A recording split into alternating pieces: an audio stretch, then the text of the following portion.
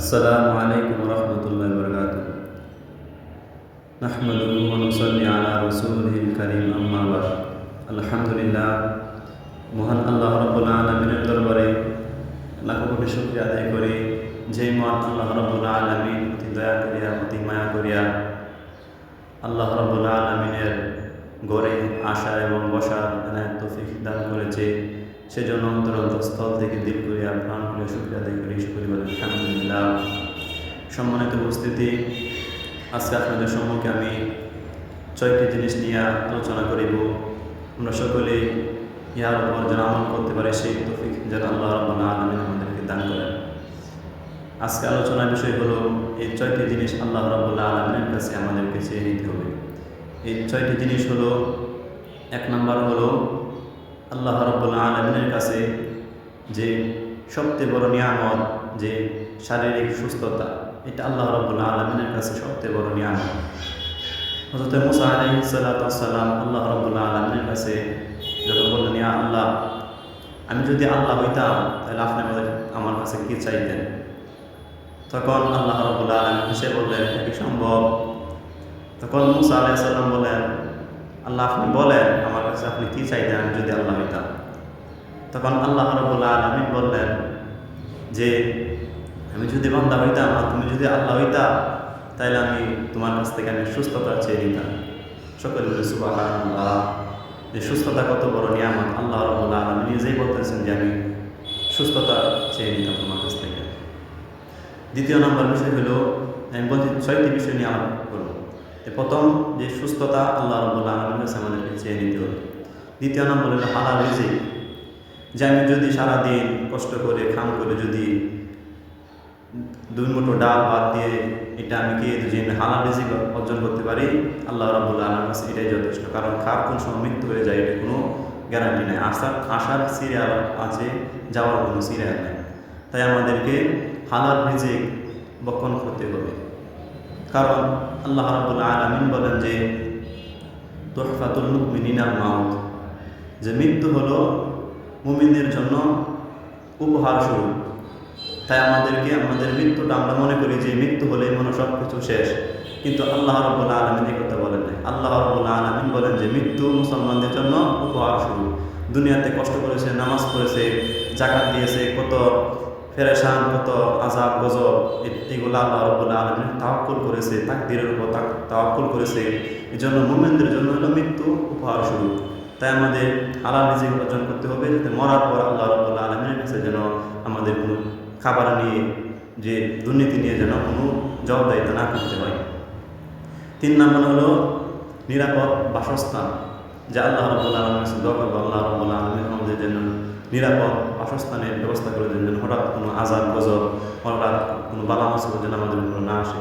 যে অনেক মানুষ দেখা যায় পাহাড়ি অঞ্চলে থাকে, হঠাৎ করে পাহাড় ধসে তাদের ঘর বাড়ি নিমেষের মধ্যে তারা মারা যায়। গাছের নিচে অনেক মানুষ বসবাস করে, গাছের ডাল ভেঙে ঘূর্ণিঝড় এসে, তুফানের সময় এসে তাদের ঘর ভেঙে তারা মৃত্যু হয়ে যায়। তাই নিরাপদ বাসস্থানের জন্য আল্লাহ রাব্বুল আলামিনের কাছে দোয়া করব।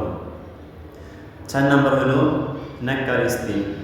আমরা যারা পুরুষ আছি, নেককার স্ত্রী অত্যন্ত আমাদের জন্য প্রয়োজন। যে আমরা আল্লাহ রাব্বুল আলামিনের কাছে দোয়া করব, আল্লাহ আমাদের জন্য একটা নেককার স্ত্রী আপনি উত্তম একজন নেককার স্ত্রী আপনি আমাদের জন্য তৈরি করে দেন। আর মহিলারা যারা আছি তারা আমরা আল্লাহ রাব্বুল আলামিনের কাছে দোয়া করব, আল্লাহ আমাদের জন্য আপনি একজন নেককার স্বামী হিসাবে আপনি আমাদের জন্য কবুল করে নেন। নেককার স্বামীর জন্য আল্লাহ রাব্বুল আলামিনের কাছে দোয়া করব।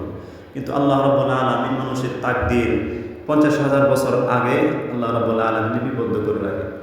এটা একমাত্র পরিবর্তন করার সহজ মাধ্যম হলো দোয়া। কোনো মানুষ যদি আল্লাহ রাব্বুল আলামিনের কাছে দোয়া করে, যে তাহাজ্জুদ নামাজ পড়ে অন্তর দিয়া, যে আল্লাহ আপনি আমার জন্য এটা করেন, হয়তো পারে আল্লাহ রাব্বুল আলামিন আপনার কপালের মধ্যে একজন খারাপ স্ত্রী অথবা খারাপ স্বামী রাখছিল, কিন্তু এটা আল্লাহ রাব্বুল আলামিন পরিবর্তন করে দিয়ে দোয়ার মাধ্যমে ভালো একজন স্বামী, তো ভালো একজন স্ত্রী আল্লাহ রাব্বুল আলামিন তৈরি করে দিতে পারে। তাই আল্লাহ রাব্বুল আলামিনের কাছে নেককার স্ত্রীর জন্য দোয়া করব। 5 নম্বর হলো নেককার সন্তান, যে এটাই অত্যন্ত একটি প্রয়োজনীয় জিনিস। যে নেককার সন্তান না থাকলে কত বড় কষ্ট, কত বড় জ্বালা, যার নেককার সন্তান নাই তারাই বুঝে। যে একটা সন্তান থাকলে মা বাবার কোনো কষ্ট হয় না, মা বাবা যেটা বলে সেটাই করে।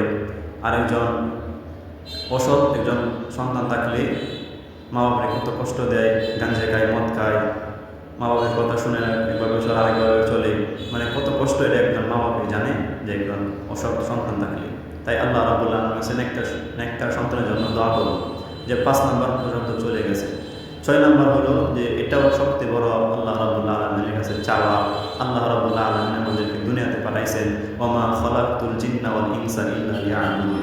আল্লাহ রাব্বুল আলামিন আমাদেরকে পাঠাইছেন যে আল্লাহ রাব্বুল আলামিন বলেছেন যে হে তোমাদেরকে আমি দুনিয়াতে পাঠাইছি, মানব জাতি এবং জিনদেরকে আমি দুনিয়াতে পাঠাইছি, ওমা খলাকতুল জিন্না ওয়াল ইনসা ইল্লা লিয়াবুদুন। একমাত্র তোমাদেরকে প্রতিনিধি পাঠাইছি জিন এবং মানুষকে আমার ইবাদত বন্দী করার জন্য। তাই আমরা আল্লাহ রাব্বুল আলামিনের ইবাদত বন্দী করব, যে উদ্দেশ্য নিয়ে আল্লাহ রাব্বুল আলামিন আমাদেরকে দুনিয়াতে পাঠাইছেন। সেই উদ্দেশ্য, সর্বশেষ উদ্দেশ্য হলো যে ইমানের সাথে মৃত্যুবরণ করা। অনেক মানুষ, অনেক নেককার, অনেক বড় বড় আলেম আছে, অনেক পরহেজগার, অনেক নামাজ, অনেক রোজা ইবাদত বন্দী, কিছু লাশ মুহূর্তে সে বেঈমান হয়ে কাফের হয়ে মারা যায়। তো ইমান নিয়ে মৃত্যুবরণ করা আল্লাহ রাব্বুল আলামিনের অনেক বড় বিশেষ একটা নিয়ামত। তাই আমরা যেন সকলে ইমান নিয়ে মরতে পারি, সেই দোয়া আল্লাহ রাব্বুল আলামিনের কাছে বেশি বেশি করা। অনেক সাহাবী আছে, অনেক আছে যে আল্লাহ রাসূলের মুখের বাণী, যে কথা তারা শুনতো, শুনে শুনে কোরআন শরীফ লিখত, কিন্তু লাশ অবস্থায় সেই ব্যক্তিরা নাস্তিক মুরতাদ হয়ে মারা গেছে। অনেক মানুষ আছে যে 100টা খুন করছে, খুন করেও সে আল্লাহ রাব্বুল আলামিনের নিয়ামতে যে কোনো না কোনো উপায়ে সে দিনের পথে ফিরে এসে আল্লাহর ওলি হয়ে গেছে, ইমানের সাথে মৃত্যুবরণ করেছে। তাই আমরা আল্লাহ রাব্বুল আলামিনের কাছে দোয়া করবো যে আল্লাহ রাব্বুল আলামিন আমাদেরকে শেষ পর্যন্ত যেন ইমানের সহিত মরণ দান করেন। নাসরুম মিনাল্লাহি ফাতহুন করিম ওয়া বাশশিরিল মুমিনিন। আসসালামু আলাইকুম ওয়া রাহমাতুল্লাহি ওয়া বারাকাতুহু।